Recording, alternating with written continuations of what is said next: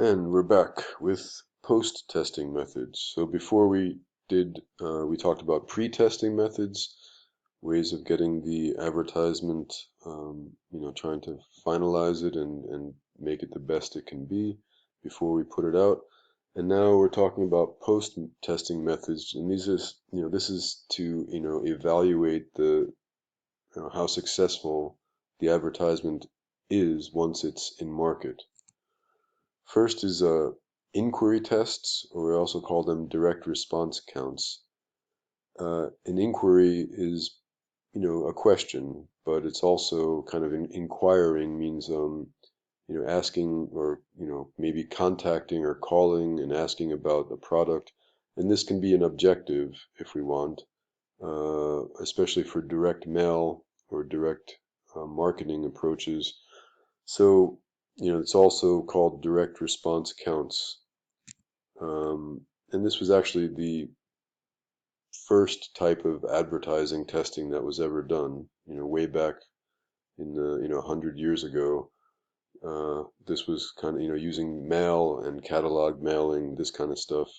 That's when they first started refining this approach.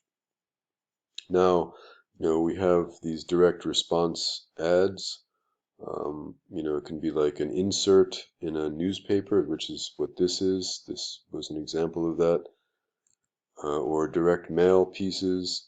And here we're having the call this toll-free number. That's the the measure. And what we can do is we can maybe change. For example, we test different approaches. We might change the headline, like outsmart the weather. We might put a different headline. Make the best. Try to optimize, let's say, that headline, or make different advertisements with different visuals, or put the toll-free number in different places. The point here is to test different approaches and optimize it and see which one works best, but we can do it by actually putting it into the market and seeing how many how many calls, how many responses, how many inquiries we get for that ad. Another, standard test is recall or recognition tests, like the starch test is a very famous one, or Bruzone. Starch is for magazine ads, print ads, and Bruzone is for television ads. And again, this is like kind of, this measures of recall or recognition. So starch, they give you three measures. If you look at it closely, it says noted percent, associated percent, and read most percent. So the percentage numbers are kind of hard to see from this copy, but basically it shows a print ad, and what they do is they will ask participants to look through a magazine, and once they go through the magazine and they put it down, they ask, which ads did they remember? So that's the noted percent. So if the person says, "Oh, I saw an advertisement for milk," and they at least remembered seeing this ad. That's like the noted percent. The associated percent, associates the ad with the particular brand and what what the ad is for. So they associated the brand name with that particular advertisement. And the read most is have they read through the body copy. So here you can actually see the numbers. 49% noted it, 45% associated the brand with the particular ad, and read most is something like 23%. And it's here noted W69 means women, so they're looking at in the particular target audience, that women noted this 69%, associated the brand, and 25% read most. Okay, the Bruzone testing looks at television advertising, and here they show the ad, and then the day after, typically the day after, uh, they show them a storyboard.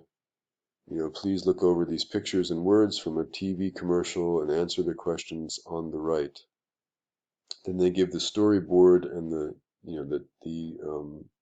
voiceovers, or the voice, the script. And then on the right side it says, do you remember seeing this commercial on TV? And then they start asking some questions. How interested were you? How does it make you feel? Please check any of the following if they describe the commercial. And thinking about the commercial as a whole, would you say you liked it a lot or disliked it? So this gives a measure of liking. And then they block out the name of the brand in the script. If you look at the bottom left, it says, there are some things money can't buy, for everything else there is, and then it blanks it out and says name. So they ask, which credit card company was being advertised, and then that gives you a measure of recognition, or recall actually. Uh, so we'll call it prompted recall, with a prompt. But anyway, this also gives you more than just recognition or recall. It's some diagnostic information as well. So this is kind of like a diagnostic test. Here's another one, again for, I guess it's American Express card. You can read through, it's actually, I would encourage you to just read through this script, and you look at the storyboard. It also will give you some ideas about how, what we're expecting for your projects, because we're expecting you for your final project to make a storyboard, and show the script. And then, it asks those same questions on the right side, but then I'll show you what it gives you in the end. It gives you these measures. This is the advertising response model that they use, and they give, if you look, the list of the checklist in the middle on the right side: amusing, appealing, believable, clever. All these words describe the advertisement, right? And then it gives measures of attitude toward the ad and attitude toward the product. If you remember, we talked about that model, attitude toward the ad, um, cognitive response model. Remember, we said that having a positive attitude toward the ad also influences the purchase intent, right? So this also, the yellow, it means it's better than average performance. Blue is average performance. Red is below average performance. So, this ad is, it has high marks in terms of humor and, uniqueness and energy. It's entertaining, but it has relatively lower marks in terms of credibility, in terms of believability. It's not convincing, it's not believable, and it's a bit phony and silly, so it kind of has a reduced score in terms of relevance. So this is an interesting approach for, measuring the, although it's called a recognition test, it's actually more of a diagnostic test as well. And that's what we're going to talk about now, is diagnostic and comprehensive tests. Uh, these are typically done by, research agencies, and they have proprietary methods. Just like this method here is the Bruzone's, proprietary method of testing advertisements. Typically, agencies will have their own methods. Like I'll show you one. This is from um, Millward Brown. If you look in the bottom right, Millward Brown, that's their logo that looks like little hearts almost. Millward Brown is one of the most prominent research, consumer research and advertising research agencies, but they're kind of very expensive. They're considered to be like the top of the, cream of the crop, if you will. But they have this brand and communications tracking program, and what they do is they have, if you look at all the words, it's like, this advertising tracking program, which they have trademarked, the brand dynamics, brand action, sales dynamics, PFIs, ad developer, all these things are kind of their own branded approaches, their own proprietary research approaches, which are very costly. But, if you want like to use very, reliable and, powerful um, approaches, for bigger companies like Coca-Cola that can afford it, then this is ones that they use because it shows from, all perspectives, from strategy, action, in-market performance. They kind of diagnose your approach and, tell you if what you're doing is correct.